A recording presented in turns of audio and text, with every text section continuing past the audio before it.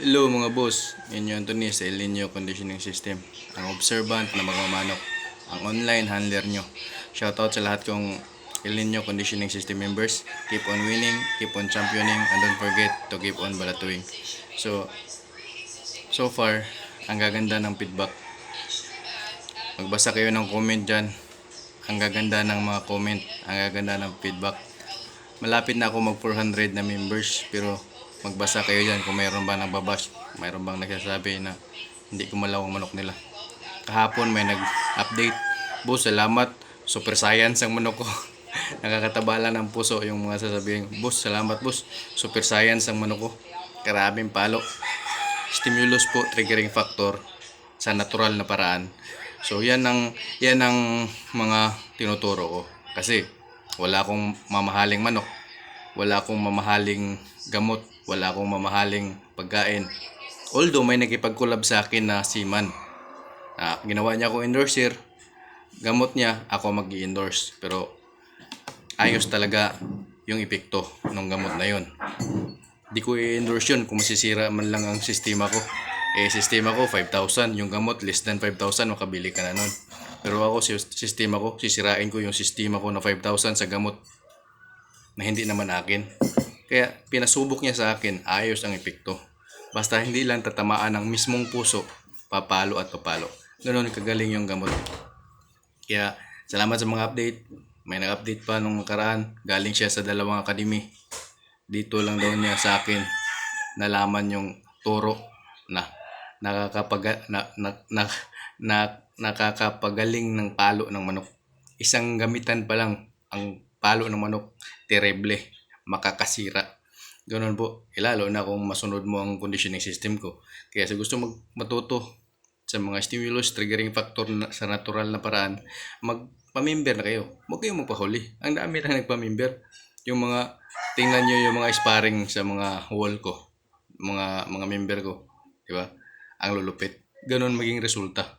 Kasi hindi naman to pagupuhan ng tayo. Pagalingan po to ng palo yung laro natin. Pagalingan ng palo. Kaya ayusin nyo pagkukondisyon, ayusin nyo pagdi-training sa manok. Ang manok natuturuan yan. Kung hindi yan natuturuan, ba't pa kailangan ng handler? Di ba? Ba't kailangan pa ng trainer kung hindi natuturuan? Ang manok ay natuturuan. Natural na pamamaraan, gusto mong matuto, magpamimbiyan na kayo sa El Nino Conditioning System. Salamat po sa mga naniniwala. Ako marami akong alam sa manok sa natural na paraan.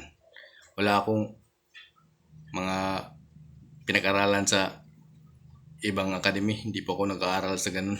Sariling manok ko, pinag-aaralan ko para makuha ko talaga kung ano ang gagawin sa manok sa aktual na laban. Kaya kayo, kung gusto nyo mag-eksperimento, eksperimentuhan nyo manok nyo. Andyan naman manok nyo sa bakuran nyo. Eksperimentuhan nyo yan. Sa isang linggo, ulit-ulitin nyo lang. Makita nyo. Kung gusto nyo ng shortcut, edi mo member ko sa akin. Kasi matagal din akong nag-aaral dyan. Pinag-aralan ko yan kung paano yan pagalawin ng manok. Hanggang sa nakagawa ako ng generalized na formula. Kahit backyard, kahit big time, pwede gumamit. Meron ako member lumalaban na WPC, New Star, Local Derby, Asosasyon, nagsa-champion. Tingnan nyo mga bagong muka ngayon nagsa-champion.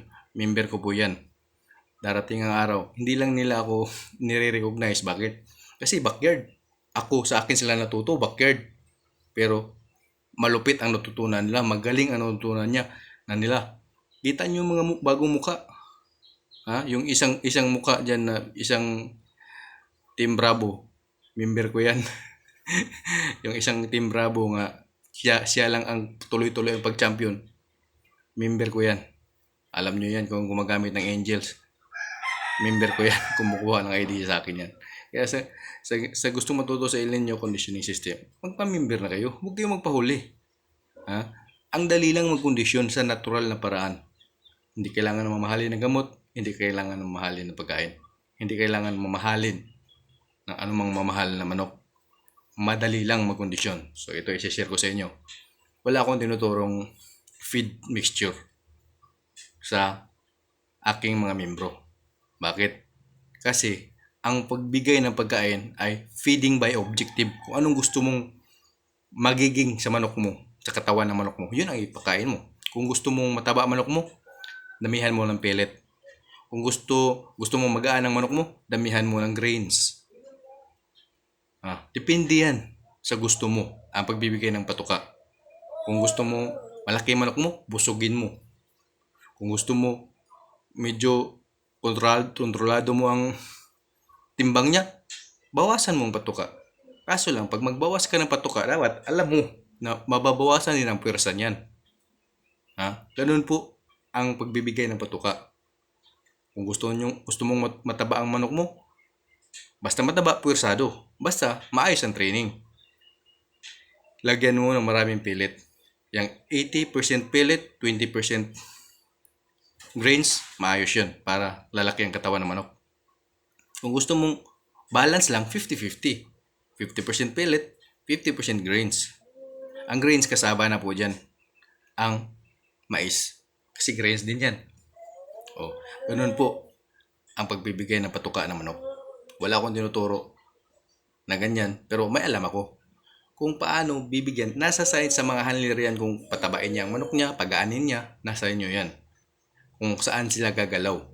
Kasi kung ako magtuturo ako, pagaanin ng manok nyo, magiging ampaw naman ang palo. Diba? Mas maayos nang ang patuka ng manok mo, pursado ang magiging resulta. Sa training po yan, lalakas ang puwersa at sa pahinga. Kaya sa gusto matuto sa El Nino Conditioning System, magpamimber na kayo, huwag kayong magpahuli. Ang dami na po. Salamat po sa inyo, sa lahat ng nagtiwala. Seaman, OFW, marami. Backyard, big time na farm. Ako, i-approach nyo lang ako, di po ako mahirap kausap. Kaya sa gusto matuto sa El Nino Conditioning System, magpamimber na kayo. Ninyo Anthony Moanya FB page ko, Ninyo Anthony Moanya YouTube channel ko. Ang dali lang niyo pong mahanap sa YouTube at sa Facebook. Mag-message lang kayo, siguradong re-replyan ko kayo. Mag-comment kayo dyan. Kaso mayroon pala mga message na hindi pumapasok sa akin. Ewan ko anong rason. Pag search ko sa pangalan, naka-message na siya, matagal-tagal na naka-message bago ko mababasa kasi hindi pala yan, lahat ng message hindi pala yan mag-a-appear sa'yo.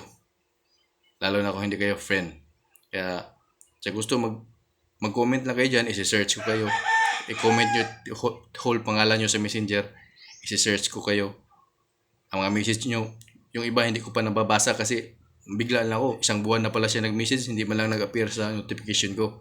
Kaya sa gusto mag-member sa El Nino Conditioning System, PM lang kayo sa akin o mag-leave kayo ng comments, whole pangalan nyo ng messenger para ma-search ko agad. Salamat po.